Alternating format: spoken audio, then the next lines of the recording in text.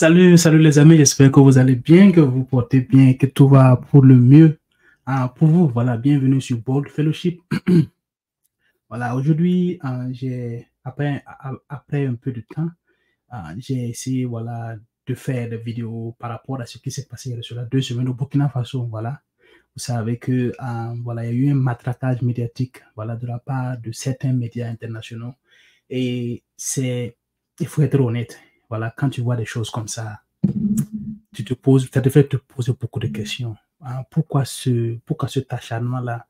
Et comment on dit ça? Pourquoi est-ce que euh, cette, euh, cette coordination autour du Burkina Faso, pour le dire dans l'ensemble, autour du Mali, du Burkina Faso et du Niger, pourquoi cela?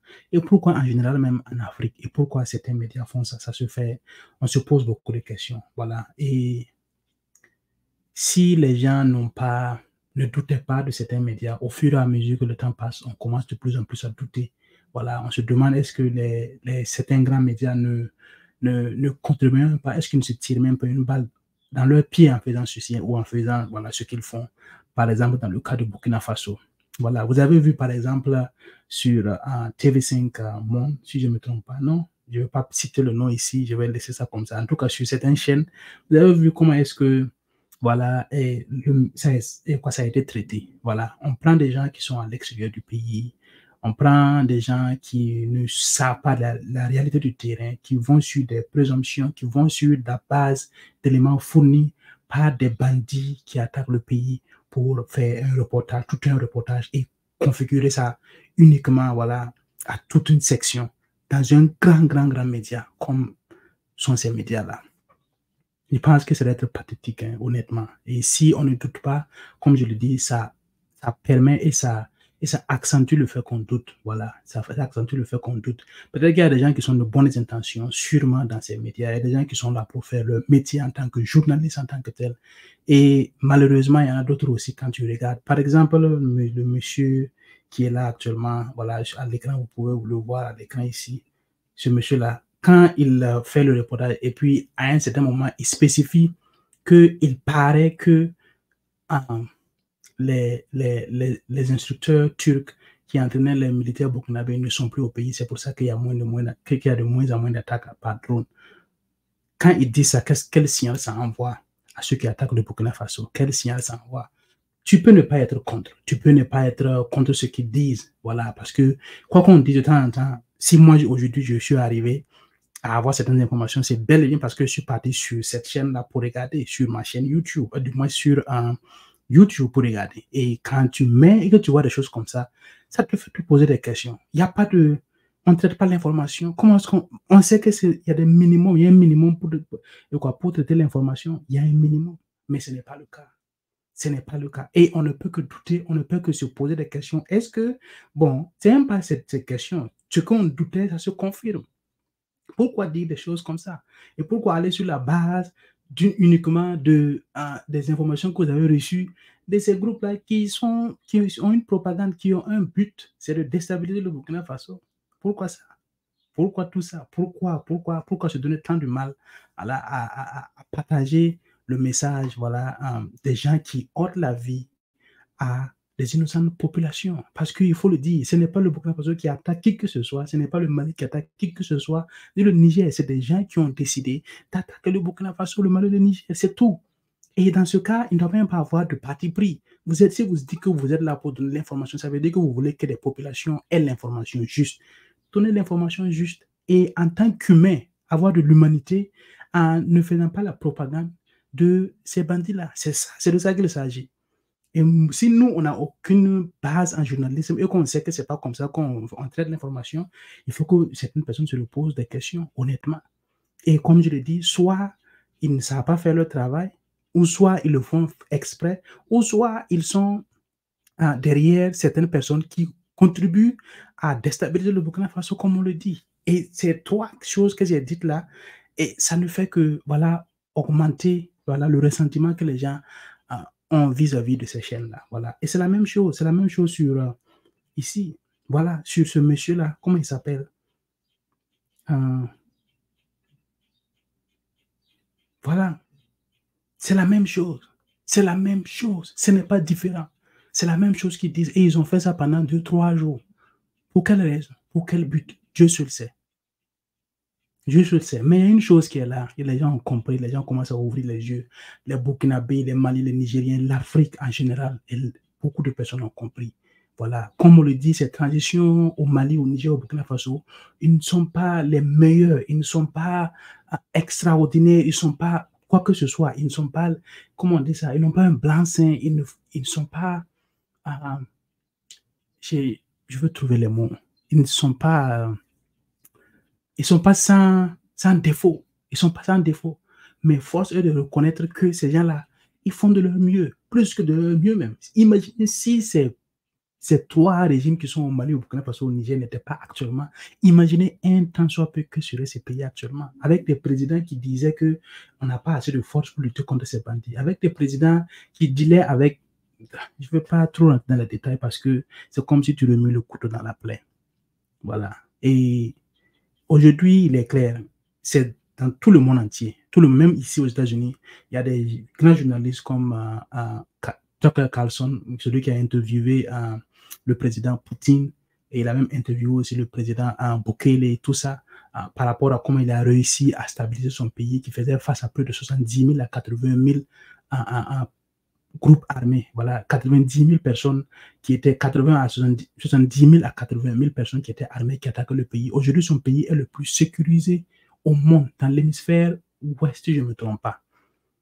Et il allait l'interviewer pour lui demander comment il a fait et tout ça. C'est d'ailleurs des journalistes qui font vraiment le travail. Il faut le dire, un journaliste comme Tucker Carlson, il a reconnu que ce qu'on lui a donné comme information lors de l'attaque de l'Irak, c'est pas moi je l'ai dit, vous pouvez aller le regarder sur sa chaîne, il y a un interview qu'il a fait avec Cuomo.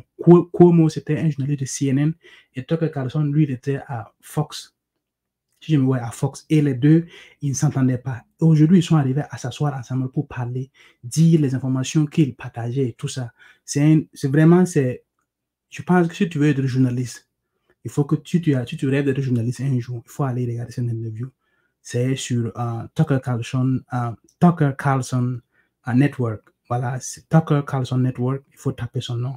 Et le journaliste qui a interviewé Poutine, voilà, le président Poutine, allez-y sur sa chaîne et vous cherchez, il a fait une interview avec Cuomo. Cuomo, c'est comme si les républicains et les démocrates, plus ou moins. Voilà, les deux sont un peu, voilà, ils ne s'entendent pas. Même dans l'interview, ils n'ont pas montré qu'ils avaient, comment on dit ça, qu'ils avaient une entente en tant que tel. Mais en tant qu'humains, ils se sont assis pour parler, pour comprendre le jeu qu'ils faisaient. Et le jeu qu'ils faisaient, à qui ça arrangeait, à qui est-ce que ça profitait. Et ils ont compris que non, la façon dont eux traitaient l'information n'était pas la bonne façon de traiter l'information. C'est pour ça qu'aujourd'hui, Tucker Carlson, il a son network et où il interviewe qui il veut. Et il ne fait que dire des choses qui nous font poser des questions et des questions. Pourquoi est-ce que les grands médias, voilà, font certaines choses, voilà, disent certaines choses qui après, c'est pas vrai, qui ne s'avèrent pas être la réalité, qui ne s'avèrent pas être la vérité. Et aujourd'hui, il y a un matraquage médiatique sur le Burkina, le Mali, le Niger. Et des journalistes, voilà, vont s'asseoir, raconter des choses comme ça. Quand on attaque ton pays, quand ta case brûle, tu ne cherches pas à savoir qui a brûlé ta case. Tu cherches à d'abord éteindre le feu avant de chercher qui a allumé le feu. Tu n'indexes pas c'est un tel, c'est qui ne fait pas son travail. Non, non, non. La chose la plus importante, c'est d'éteindre le feu. Une fois que le feu est éteint, on va situer les responsabilités. On va chercher qui a fait bien son travail, qui n'a pas aidé à éteindre le feu, qui n'a pas amené beaucoup d'eau. En attendant, il faut éteindre le feu. Et tu ne peux pas te dire que tu es burkinabé ou bien tu es malien, nigérien, tu t'assois ailleurs et puis tu racontes des choses qui vont à l'encontre de ton pays, sachant que ça ne va pas t'affecter parce que tu n'y es pas. Ça ne doit pas être, c'est pas juste qu'on voit des choses comme ça. Voilà. Aujourd'hui, cette vidéo, vous pouvez voir ici. Voilà, ce n'est pas disponible sur. C'est l'interview de M. Newton Ahmed Bari. Je dis M. Newton Ahmed Bari parce que, quoi qu'il en soit, il faut le respecter. C'est un aîné, c'est une grande personne. Voilà, il faut le respecter en tant que pour cela, mais pour certaines des choses qu'il dit, et ça peut amener à ne pas avoir du respect pour ces personnes-là. Ça peut, parce que si. Le problème, c'est que la vérité, tôt ou tard, ça s'éclate. Tôt ou tard, ça sort. Et ça peut avoir des conséquences sur même la lignée, dans l'histoire. Ce n'est pas des bonnes choses. Il faut espérer être du bon côté de l'histoire. Nous ne disons pas que nous sommes du bon côté de l'histoire, quoi que ce soit, mais on sait que l'important, c'est que les médias traitent l'information de façon juste, qui disent l'information de façon juste. Sinon, ça se constate, ça se voit. Leur taux d'audience est en train de diminuer petit à petit, doucement mais sûrement. Et c'est maintenant de l'argent qu'on infuse pour essayer, voilà, de promouvoir ces chaînes-là, pour essayer de promouvoir leur truc. Et qui, dans beaucoup de cas, voilà, quand tu vas faire, tu sais que non, c'est pour des partis pris, alors que dans ce cas, ce n'est plus du journalisme. Voilà. Et comme on le dit, dans le cas où ton pays est dans une crise, tu te mets pour ton pays, tu dois être pour ton pays. C'est tout. Pas autre chose, pas d'une autre façon. Malheureusement, on voit des compatriotes, voilà, maliens, burkinabés, nigériens, pour ne pas dire même des Africains qui sont contre leur continent, qui sont contre leur sous-région, qui sont contre leur pays. Ça ne change pas. Et comme on le dit, hein, si l'ennemi n'est pas, s'il n'y a pas d'ennemi parmi nous, l'ennemi à l'extérieur ne peut absolument rien faire. Voilà. On ne dit pas qu'on on peut tout changer, mais ensemble. Ensemble, si vous montrez que vous êtes unis, si on nous montre qu'on est unis face à l'ennemi commun, ça envoie même déjà un signal. Mais si pendant que les gens sont en train de souffrir, nuit et jour, des militaires sont au front, en train de souffrir nuit et jour, en train de se battre, en train de tout faire pour que les pays retournent la paix, et pendant ce temps, les mêmes compatriotes sont assis, ils dénigrent, ils indexent, ils mentent, ils racontent, prennent des histoires racontées par d'autres personnes pour venir raconter. Voilà ce que ça peut donner. Et le président Ibrahim Traoré a un message pour ces personnes-là. Et je pense qu'il serait la plus belle réponse. Voilà. Et je pense que ce serait une réponse assez claire pour que celui qui veut comprendre, comprenne, que celui qui ne veut pas comprendre aussi, qu'il ne comprenne pas. Mais la vérité est que aujourd'hui, ça va être difficile de faire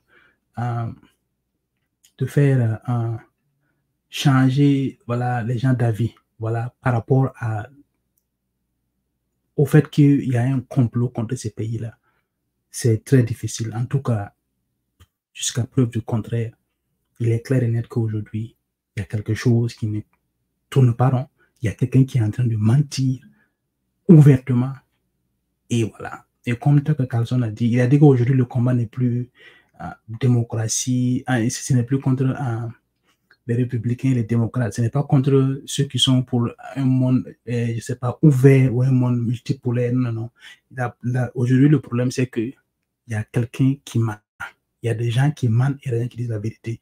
Il faut espérer être du bon côté de la vérité. C'est tout.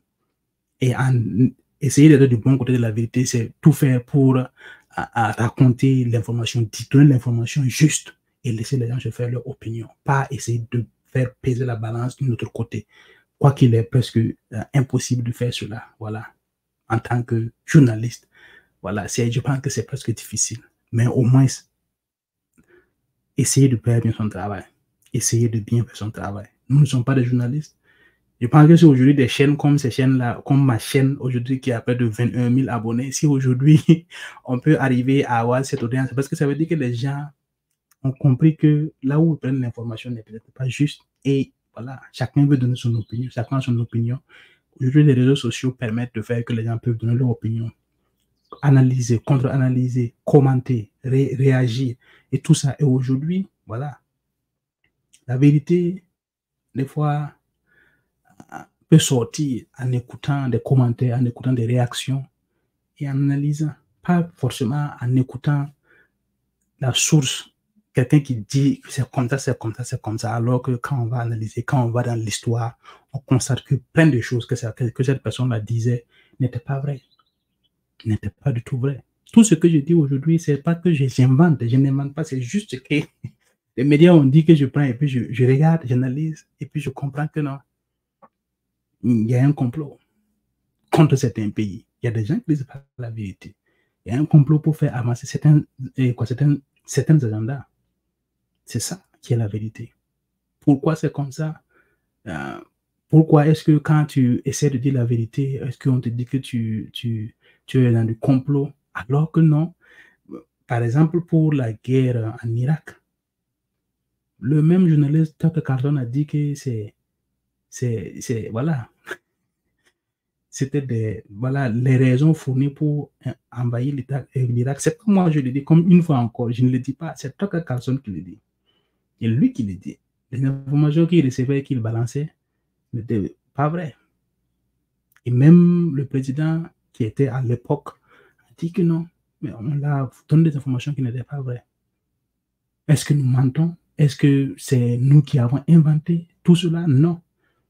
Est-ce que tout ce que les gens disent, il y a des gens qui créent des fake news, il y a des gens qui le font, plein de personnes le font. Oui, oui, c'est réalité. Mais quand tu es assis en tout temps conscient, tu regardes, tu sais ce qui est fake, tu sais ce qui te fait douter, tu sais ce qui est vrai. C'est ça le problème.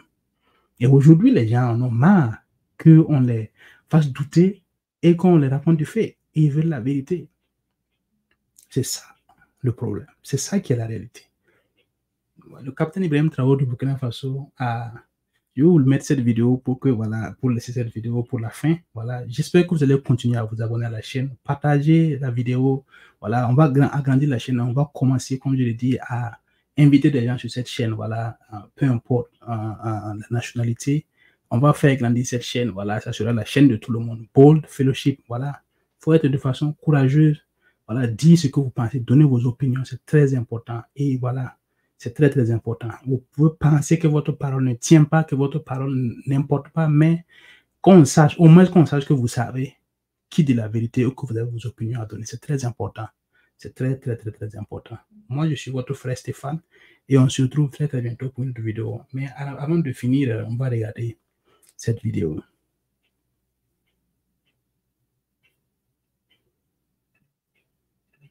Absolument rien.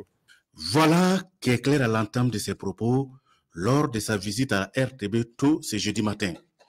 Bien au-delà d'une visite d'encouragement, le président du Faso vient rassurer. La nation va bien, lui avec. Le capitaine Ibrahim Traoré donne de ses nouvelles et celles du pays. Ils veulent distraire les gens. C'est rien d'important. Nous, on ne fuit pas. Jamais. Nous sommes soldats et ça, c'est la dernière des choses qui vient en tête. On ne recule pas, on n'abandonne pas. Et on ne s'agenouille devant personne, à part nos parents et Dieu. Ils se chatouillent eux-mêmes et puis ils rient. Sinon, nous, on est là, on continue de travailler, on est avec vous chaque matin, on passe. Voilà. Mais on ne voulait pas venir pour les laisser continuer jusqu'à aller se noyer eux-mêmes. Et je pense qu'ils se sont bien noyés maintenant. Toute l'Afrique a compris que ce sont des apatrides, ce sont des ennemis de la nation. Voilà, sinon, il n'en est absolument rien. Nous sommes là, on travaille. La semaine dernière est l'une des semaines les plus riches en rumeurs sur les réseaux sociaux et également en allégations entretenues par certains médias, notamment internationaux. Grogne dans les rangs, fuite du président du Faso vers une destination inconnue, bref, autant de rumeurs entretenues tout le long de la semaine. De purs mensonges, rétorque le président du Faso. Il y a beaucoup de médias là, ils ne vivent pas de la publicité ou je ne sais quoi. Hein. C'est faux, c'est des gens qui payent et vous donnez l'information comme ils veulent. Voilà, même malheureusement ici, il y en a, hein, au Burkina, il y en a plein. Voilà, quand on le dit souvent, les gens disent qu'on attaque les journalistes, mais il y en a. Je pense qu'il faut faire le choix entre gagner son pain, mais aussi aimer sa patrie en fait. C'est vrai, eux, ils se battent pour leur patrie. Hein. Tout ce qu'ils font, c'est à l'avantage de leur patrie, mais il faut se départir de ça. Dans certains milieux, l'on parle même de vacances de poste et des tractations seraient en cours pour désigner son probable successeur. Il n'en est rien. Le chef de l'État, chef suprême des forces armées nationales, chef de guerre, est bel et bien en place. Si c'est vacant, qu'ils viennent prendre. Puisqu'ils ont dit qu'on a fui aller au Niger, non. Ils n'ont qu'à venir prendre. Ils avaient là-bas pour faire quoi? Ils n'ont qu'à venir eux-mêmes venir prendre. Comprenez-les. S'ils ont été payés et qu'ils n'ont pas atteint leur objectif, ils sont obligés de mentir pour justifier ce qu'ils font. Ils composent avec les terroristes pour tuer des Burkinabés, croyant qu'ils peuvent faire changer des choses. C'est révolu ça. Les gens ont compris. Donc il faut leur dire peut-être si c'est vacant, ils n'ont qu'à venir. Juste après l'incident de tir du 12 juin dernier, des mouvements d'hélicoptères sont observés à Ouagadougou et à Dori. Une simple coïncidence, relève le chef de l'État. Ces avions sont mobilisés pour une mission bien précise. On a lancé une opération à Mansilla. Et donc les hélicoptères envoyaient des troupes en renfort encore. C'est juste ça. Donc ils ont décollé ici, aller à Dori, aller prendre donc, des éléments donc, du 9e BIR. Il y avait des éléments de l'hygiène qu'ils ont pris ici à Ouagadougou, aller pour l'opération au niveau de Mansilla. Donc, on a aussi appris ça comme ça. L'acharnement là doit vous permettre de comprendre qu'il y a quelque chose de bizarre quand même. Donc, c'est faux. Les mouvements d'humeur, c'est faux. Il n'y a rien eu. Et ça fait que hier ou c'est avant-hier là, l'état-major était obligé de communiquer. Mais nous ne voulions même pas qu'il communique. Mais c'est parce que les parents des soldats à Dori ont commencé à les appeler. On a appris que c'est vous qui voulez vous mutiner ou quoi.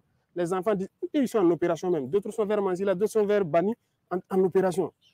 Et les parents les emmerdaient beaucoup. Donc, ils ont demandé à ce que, est-ce que l'état-major peut communiquer vraiment pour qu'on arrête de les emmerder, de les laisser se concentrer sur leurs opérations. Vous voyez ce qu'ils font? C'est pas bien. Le président du Faso de rassurer ses concitoyens de l'intérieur et de la diaspora, ainsi que les investisseurs, le Burkina Faso se porte bien et avance sereinement pour sa souveraineté totale. L'un des objectifs, c'est de faire peur aux investisseurs pour dire que le Burkina est instable, le Burkina ne peut pas. Vous savez que le Burkina fait partie, depuis 2023, là, des 10 pays les plus attractifs en Afrique. Les investisseurs veulent venir au Burkina parce qu'ils voient de la vision. Ils voient que ce pays peut se développer avec ce que nous sommes en train d'entreprendre. Donc, il y a beaucoup de gens qui nous visitent, qui viennent pour investir au Burkina. Et quand ils font ça, ça fait peur aux investisseurs.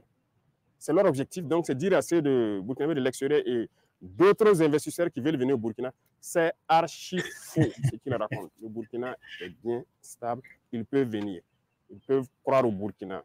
Et tous ceux qui sont à l'extérieur, tous ces médias mensonges-là, c'est du fake qu'ils racontent. Voilà. C'est l'un de leurs objectifs. Ils ont un plan en tête, c'est sûr. Mais nous sommes aussi au courant. On les attend de pied ferme. Et nous allons les apporter la réponse qu'il faut. Et ceux aussi qui sont à l'intérieur, qui continuent de manipuler avec eux, ils vont nous comprendre. Maintenant, c'est fini, c'est sans pitié. La visite du président du Faso intervient une semaine après l'incident de tir qui a atterri à cet endroit précis dans la cour de la télévision nationale du Burkina. Et cette visite se veut une tribune pour réconforter le moral du personnel. Voilà, c'est ça, hein, c'est à peu près ce qui se passe. Voilà, c'est dommage de voir des choses comme ça, mais voilà, comme je vous le disais, à vous de faire votre jugement. Ayez beaucoup de discernement, analysez, contre-analysez, écoutez à gauche, à droite et comparez. Vous allez voir qu'il y a quelqu'un qui est en train de mentir. Il y a un gros menteur dans cette affaire-là. Donc, bien de choses à vous et puis à très très bientôt. Peace.